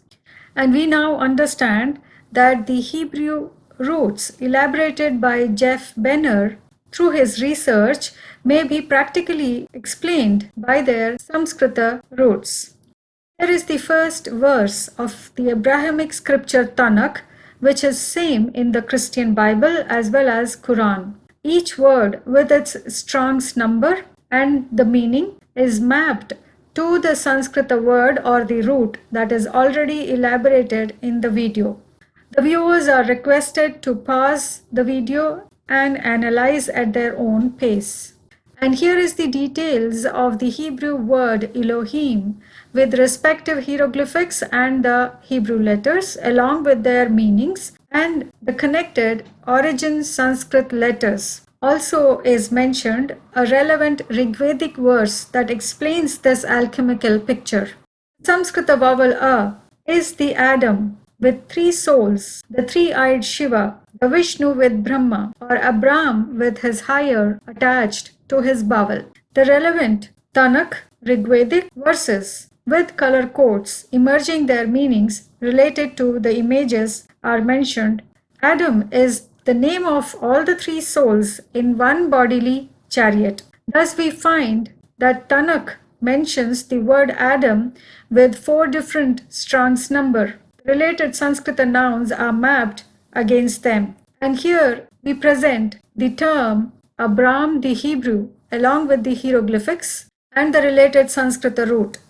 In the beginning, we had mentioned that there are certain differences among the two tables. The Albright's inscriptions with their decipherment in 1969 and this table from Jeff Benner's study of Hebrew alphabet with their ancient Semitic hieroglyphics. We have taken the differences and added them into one table, mapped them to their respective Sanskrit origin along with the Quranic initials. Please pause the video to analyze.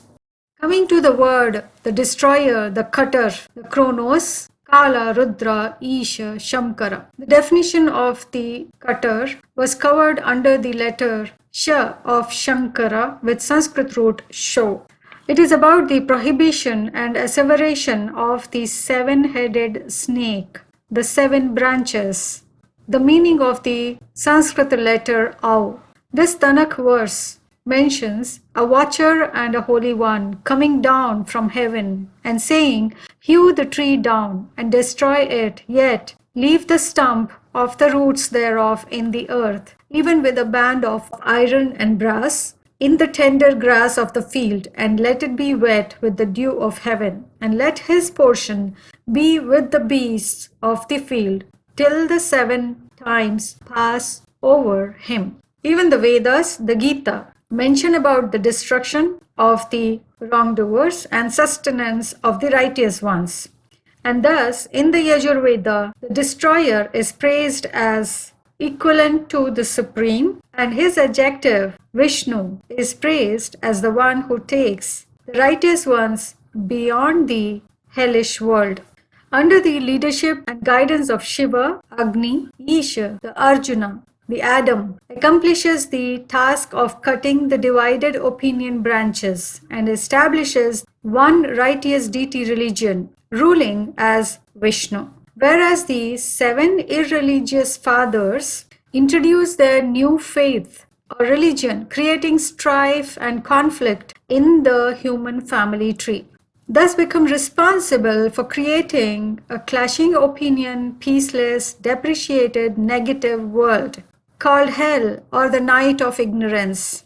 The viewers may observe the meanings of the names of these 7 fathers reveal that they are the adjectives of Agni. It is well known through human documented history that these 7 religions are established one after the other within the last 2500 years. In the scriptures, this period is metaphorized with the night of clashing opinion branches that continue to divide into twigs and leaves. During the divisions, the trunk also becomes thinner owing to conversions. Thus, this Gita verse mentions that there isn't the existence of falsity. For example, the enlisted 7 religions, when they were established and who their establishers are, is well known to human history. Prior to their establishment, they were not existent. Thus, in accordance with this Gita verse, they are defined as false. Prior to the establishment of these 7, The trunk of one righteous deity religion, metaphorized with day, is also of equal duration. The trunk and the branches together comprise the twin world drama cycle of a total of 5,000 years. We request the viewers to pause and review every detail mentioned on the slide. With respect to the evidences on 5,000-year drama cycle, please see Series 2 in this YouTube channel. Every corporeal system in the corporeal world mimics the ancestral souls, just as during the night the sun, the one source of light, is hidden. Similarly, Adam, the world father, remains hidden, and his higher, the moon Krishna Chandra, is popularized as the supreme in the Gita. In the similar line, the 7 stars with little light of knowledge are popularized, being the son of the dual father during the night. These clashing branches are cut when the time of these 7 passes, and again it's the dawn time for the sun to rise and raise Adam in wisdom, destroying the night of falsehood. The sun, Shiva, and Adam, the moon, and the 7 stars all are praised by the Sanskrit word Krishna. In the Vedas, let's know its triple meaning from the Monier-Williams dictionary. Word Krishna from root Krish means black, dark, dark blue, a color opposed to Shweta, Shukla, Rohita, Aruna. Shweta meaning white, Shukla meaning pure, Rohita means red, and Aruna means ruddy, red, reddish brown, tawny. These are the very colors with which we find the ancient images. Dark blue is the color of alpha negative, the depreciated Adam, and the red is the color of alpha positive, Shiva. Together, the dual souls in one bodily chariot that is negative in the beginning made red in the image of Shiva. One may see either the bodily complexion or the robes in these 2 colors, along with body conscious child, intellect, crescent moon, shown as the female, adorned with the peacock feather, or the tail, also shown as the black antelope. All 3 in one bodily Adam are well differentiated, with this blue robe for negative Adam, the red for sun Shiva, Jehovah, and the peacock tail for the moon. The same are to be reflected in the Hebrew word Adam under these 4 Strong's numbers. Moving on, the word Krishna also means wicked, evil, black antelope. It is also the name of Kali Yuga. These are the same meanings of the word Kala, which was also an epithet of Shiva and also of Rudra. The word Krishna is the name of King of Nagas, also the name of Arjuna, the Adam. Mahabharata mentions the dual Krishna, calling both Arjuna and the Krishna Chandra. The word Krishanu from root Krish is the name of fire, the Agni, and Krishkara is an epithet of Shiva. From the root Krish is the word Karshati, which has a positive meaning, meaning to draw, attract, draw to oneself, drag, pull to and fro, drag away, tear, to lead or conduct as an army, to bend a bow, to draw into one's power, become master of, overpower.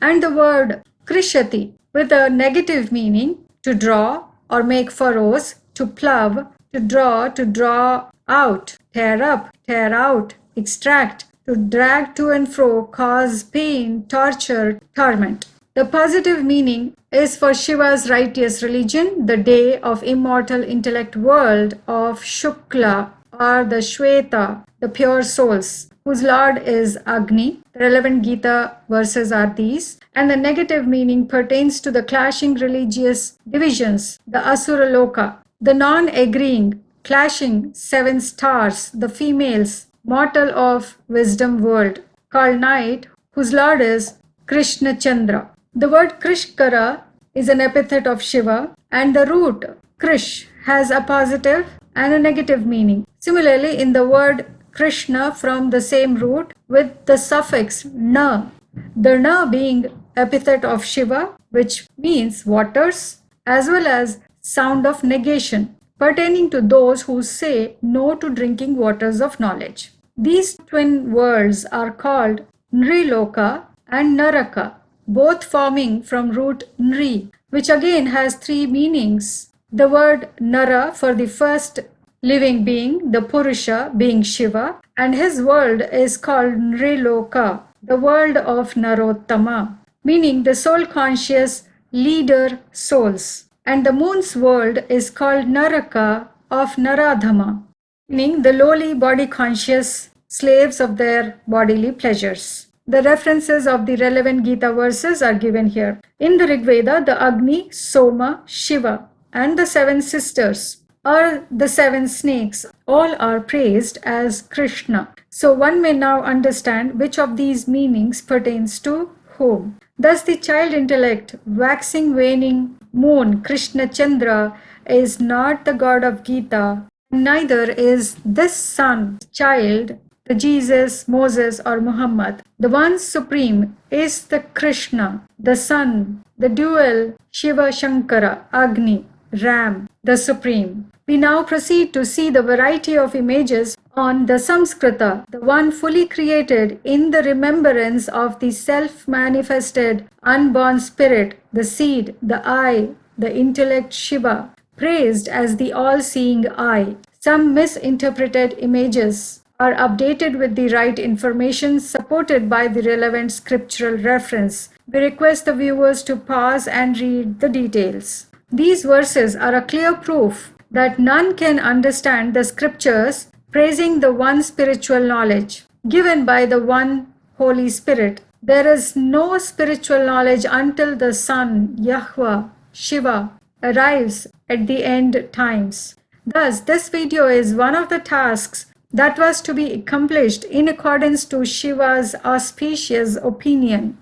The time of these seven branches ended in 1936, and the Son, Yahweh Shiva, the all-seeing I, arrived in accordance to the Gita, this Tanakh verse, and the Vedas, the Adhvara Jnana Yajna, meaning the one non-violent sacrificial fire of spiritual education university, led by the dual fathers, is where we sacrifice our false-headed intellect, or say, burn the divided clashing opinions created by the seven branches. Thus, each one of us transform the world into one auspicious opinion, universal family.